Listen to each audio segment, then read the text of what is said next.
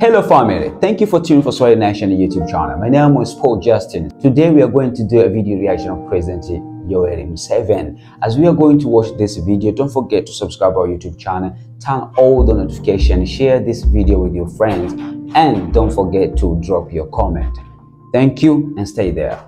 No, we are not worried because if you want to be, you cannot be a martyr for doing bad things. You may end up being a villain. Yes. You can't be a martyr for demonstrating in the markets, causing small people in the markets to lose their properties through riots. I heard they were stripping women in Kampala naked. You are not going to be a hero that way. Yeah. But then when the international media portrays it that way and they turn around and call you a dictator, what do you say? What do you tell them? Well, the international media is not serious, or maybe they have their own agenda. For sure. But in the end, the people of Uganda are the ones who decide. They are the ones who vote. It's not the international people who vote. And the people who are losing their goods in the markets. There is a roadside market on the way to Entebbe here.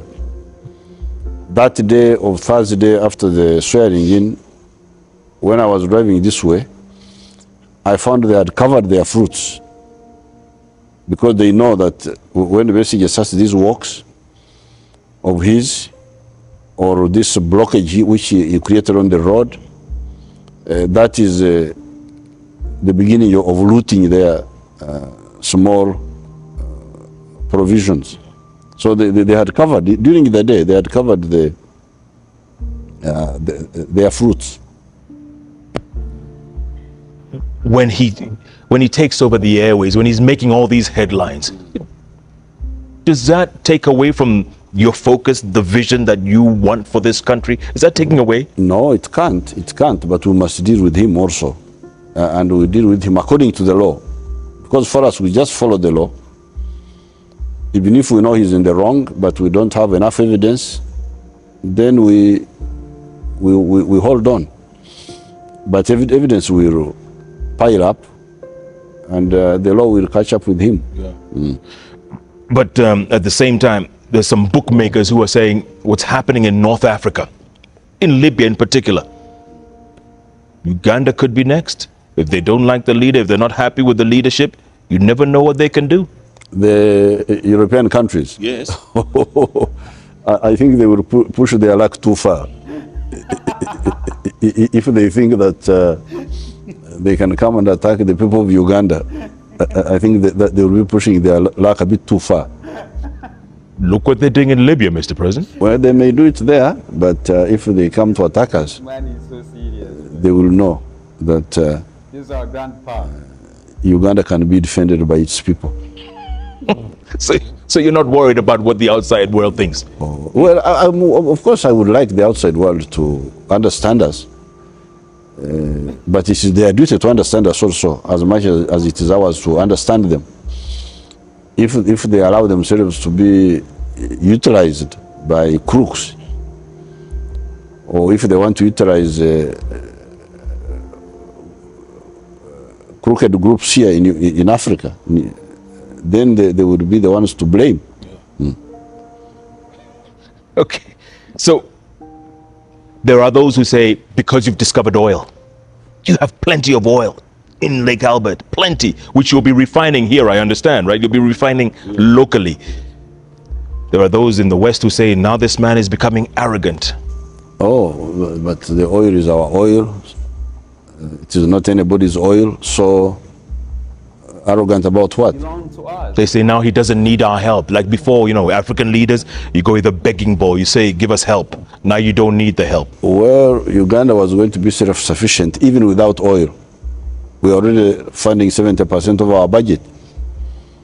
And if we improve our tax collection, we can fund all our budget without oil.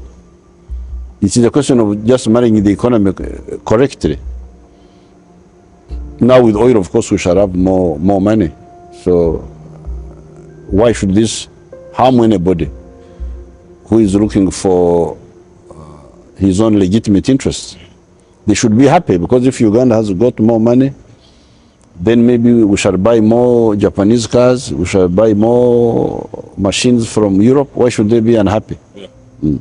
But you insisted that that oil be refined here. You don't export it and have it brought as refined. No, we shall refine it here. It will be refined here. How is that going to change the landscape of this country? Well, Uganda is already changing. The idea, the plan is to modernize Uganda, initially to become a middle-income country, but also in the medium term to become a modern country. What are we talking? Kuwait, Qatar? What's the vision? We are talking maybe over South Korea, more ambitious than Kuwait and the other one, Qatar. Yes. South Korea. In what? 20, 30 years? Maybe 30 years. Maybe 30 years. Is that why it's important for you to be here at this time right now? Because what? No, I will not be here for another 30 years. But I will not be here for another 30 years. Yes. But we had our benchmarks, which we are, in terms of strategic objectives. One of them was to liberate the country. Second, to stabilize the situation and achieve minimum recovery of the economy. The third one was to start social programs like education. We now have about 8 million children in the primary school. We have 1.5 million in the secondary schools. We have 120,000 students in the university. And if you see where we started, we had only 5,000 students in the university in 1986. We had only 190,000 students in the secondary schools, and we had only 2.5 million in the primary schools. So one of our objectives was developing the human resource, which we are developing. We are now building infrastructure. This is one of our next objectives, as you heard me say, electricity. But the other benchmark is the East African cooperation. We were able to revive, together with the Mzee Moi and the Mzee Mwinyi, the East African community. The other leaders who came after, like Mr. Mkapa, like Mzee Kibaki, also helped. We have been joined by Rwanda and Burundi. And we are aiming at the East African Federation. And I asked you this the last time, Mr. President. Will that happen? Is that going to physically happen? I hope it will happen. I hope we shall start in the next 5 years, because that's what we have agreed with our partners. So these are the benchmarks that keep us in active politics. But you played your part till now, Mr. President. 25 years is enough time to give you credit. Why do you want to subject yourself to this again? The 25 years is we're achieving certain things. But if you have not achieved the bigger prize, why should you abandon it? We call that desertion. I'm not a deserter. In the military? No. So how can we desert our cause? Unless we give up. If we come to the conclusion that it's not achievable, then that will be a different story. But if we think it is achievable, we should not desert. You refuse to give up? No. But I will not have to be around for 30 years, because by that time, by the next 10 years or so, it will be clear whether we can achieve this or not. Then, okay, so you give yourself a benchmark, 10 years. Yes, we shall see, but not 30 years. Definitely not 30. But do you wake up sometimes and feel, you know what, this is too much for me. This is too much. You don't feel appreciated enough. It doesn't matter, because I'm not working for, I'm working for myself. I'm not working for other people. I'm working for my grandchildren, for my children. President, I want to talk more about that. We're going to And unfortunately, there are enough people who appreciate. That's how I win elections. So that outweighs those ones who criticize. Absolutely. All right. So, Mr. President, if you hadn't discovered this oil, because I know it was big risk sending explorers all those times to explore for that oil. If you hadn't, what would you be thinking about the vision of this country? Uganda is rich enough without oil. But everyone says it's the oil now. Yeah, they are just confused because they concentrate on the extractive industries and they forget the real wealth of the country, which is, first of all, the human resource. Secondly, agriculture. Agriculture is a great wealth. It is renewable. So as far as I'm concerned, oil is just an additional opportunity, but it's not the main one. The main one are the people, agriculture, industry, services. In many African countries, oil is more a curse than a blessing. How's Uganda going to avoid that? Because we are very well organized people. We have got a history of resistance. There is no way oil can be a curse to us because we are capable people. We can defend it legally, politically, and even militarily if it became necessary. So there is no way it can be a curse. It will be a blessing. Now that you've begun this new 5-year term, Mr. President, are you hitting the ground running? Are you determined you want to carry this country forward? Is that what you want to do?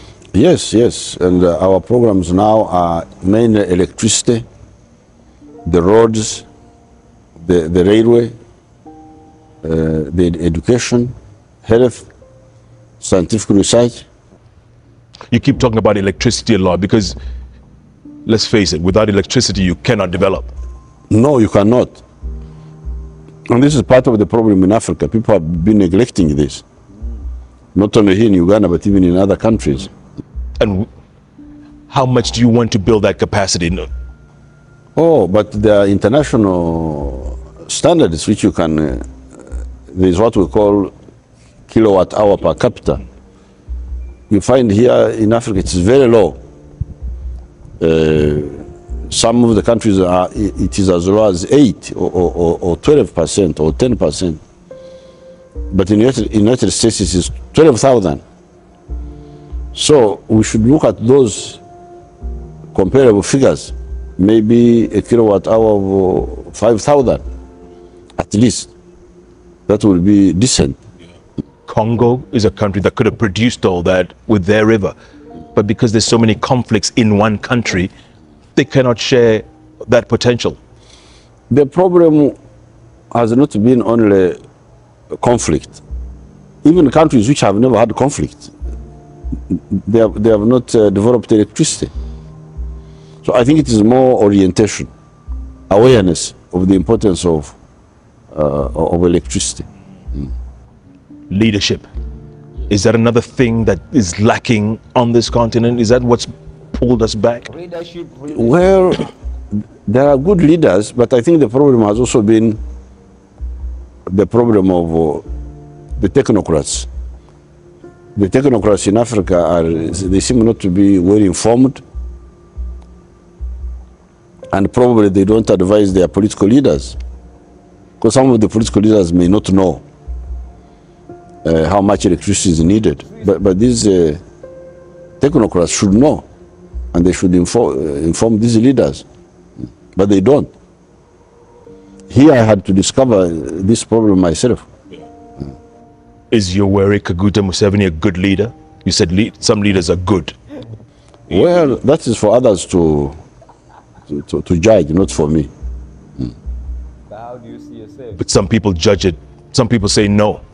That's up to them. But as far as Uganda is concerned, more than 5 million say yes. So that's what I care about. That's all that counts.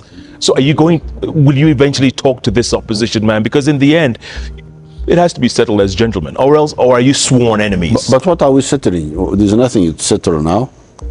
Because unless we are talking about the future, maybe some amendments in the, if they have got some issues about election regulations or what, that's what we can discuss about. But our program is our program. That's what we were voted for. That one we are not going to discuss with anybody. We can inform them, we can sensitize them if they want, the opposition. But we shall implement our program. But if he keeps saying that your government is illegitimate, when if he doesn't recognize your government, you know, he's slowing things down. Well, he will not, it's not for him to recognize. He's not the Supreme Court. Because the Supreme Court is the one which could reject the results with reasons, with very good reasons. So whatever he says is irrelevant. But if he tries to frustrate the government, then the government will take action. He's really, I mean, I'm sure he's tried to frustrate in any government right now. This is major frustration. Jumping bail, going back in the streets, telling people, let's go to the street. Isn't that frustrating the government? It is, but it will end. It will end with him answering to the law. So we are not worried about it. Do you think he thinks he won the election? No, he's just lying because he knows. Because they even carried out, even before the election, they carried out, what do you call this, a poll, many polls, including the one authorized by the opposition. And we were winning all of them. So how could he be, he's not, he doesn't believe that he won, but he wants to, I think, to sabotage our programs. But it won't work. So there must be some problem also with his appreciation, his analysis, because this is not the first time. Every time he's making outrageous statements, this government will collapse before the end of 2010. It didn't collapse. Would you call him here for a cup of tea one day? Talk to him? I don't mind. I can meet anybody. It is my job to meet any Ugandan who wants to meet me. Do you think he wants to meet you? I'm not bothered either way. The issue is that he must stop making trouble for Uganda. But how much can your government keep taking? That's the question everyone's asking. How much can you keep taking? Because we follow the law. We arrest this man, we take him to court, and then the court releases him. Then if he makes another mistake, we take him back. But I think in the end, even the court will say, no, you are breaking the bail. Or we shall get stronger charges, which we shall put on him, because the more he goes on, the more mistakes he makes. But we are also going to amend the constitution to provide for no bail for certain offenses, including murder and so on, except if the 180 days are exceeded, where bail becomes necessary. How else are you going to change the constitution? What are the bills or what are the amendments you're going to introduce? No, this is one of the major ones. Otherwise, we don't have any other plans. Are you looking forward to this new term? Are you looking forward to the next 5 years? Yes, it's very exciting because Uganda has some money now. We are able to do our own programs for roads, for the power and so on. So it's very exciting. Because in the past, we could not plan because we didn't have the money. Even if you planned, you depended on the donors. That was very constraining. But now we have quite a bit of our own money. And with the oil, we shall get more money. So it will be very, very, very interesting. In the past, Ugandans looked at Kenyans as big brother. Now we'll be looking towards you guys as the new regional power. No, I am not in the business of finding out which pygmy is slightly taller than the other one. I'm not in that business. The fact of the matter is that Uganda, Kenya is still an underdeveloped country. Uganda is. So we should aim at much higher than being as tall as the next pygmy. So not. Is that why this East African cooperation is very important? Yes. But also transforming the individual countries like Uganda. Lee Kuan Yew wrote a book from third world to first world. That book is very relevant here. In each country should go from third world to first world, and then we cooperate as developed countries.